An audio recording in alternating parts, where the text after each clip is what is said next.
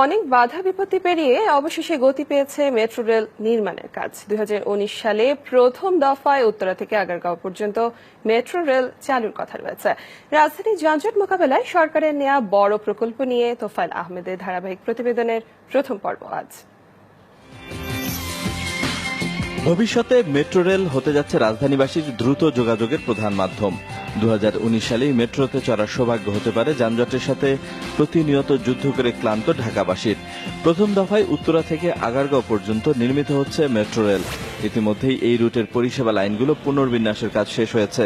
উত্তরায় নির্মিত হচ্ছে ডিপো, শীঘ্রই শুরু হবে মূল কাঠামো নির্মাণের কাজ। প্রকল্পের 8টা প্যাকেজের মধ্যে 4টা প্যাকেজে আমরা ইতিমধ্যে আপনার নোটিফিকেশন এবং সুবিধা বাস্তবায়ন পর্যায়ে আমরা চলে গিয়েছি। মেট্রো রেল নির্মাণের পরিকল্পনা হয় 2012 সালে। উত্তরা থেকে মতিঝিল পর্যন্ত 20 কিলোমিটার দীর্ঘ মেট্রো রেল তৈরিতে খরচ হবে প্রায় 22,000 কোটি টাকা। সরকারের অগ্রাধিকারপ্রাপ্ত এই প্রকল্পে সিংহভাগ অর্থের যোগানদাতা জাইকা। তাদের তত্ত্বাবধানেই নির্মিত হচ্ছে মেট্রো রেল। গেল বছর গুলশানে সন্ত্রাসী হামলায় মেট্রো রেলের জাপানি প্রকৌশলীদের নিহত হওয়ার ঘটনা প্রভাব ফেলেছে প্রকল্প বাস্তবায়নে। নিরাপত্তার কারণেই তারা এখন আর বসবাস করছে না। তাদের যে কনসালটেন্ট টিম গ্রুপ, তারা 15 দিন পর পর ইন্টারচেঞ্জ করে আসছে। এই 15 দিনের যে অ্যাবসেন্স, এই সময়টা কিন্তু আমি পুরাপুরি কাজটা পাচ্ছি না। হয়তো মেইলে যোগাযোগ হচ্ছে আমাদের, তারা কোনো রিপোর্টিং, তাদের কোনো সাজেশন থাকলে তারা বলছে, কিন্তু এই অবিরত যোগাযোগের যে ফল সেটা কিন্তু আমরা পাচ্ছি না। সেই ক্ষেত্রে আমাদের এই 6টা মাস আমরা কিছুটা পিছিয়েছি। কাজ শুরু করতে দেরি হলেও বর্তমানে কাজের অগ্রগতি সন্তোষজনক বলছেন পরিবহন বিশেষজ্ঞরা। তবে প্রথম দফায় আগারগাঁও পর্যন্ত মেট্রো রেল নির্মিত হলে যাত্রীদের পরবর্তী গন্তব্যে যাবার জন্য পর্যাপ্ত পরিবহনের ব্যবস্থা করা কঠিন হবে বলে মনে করেন তারা।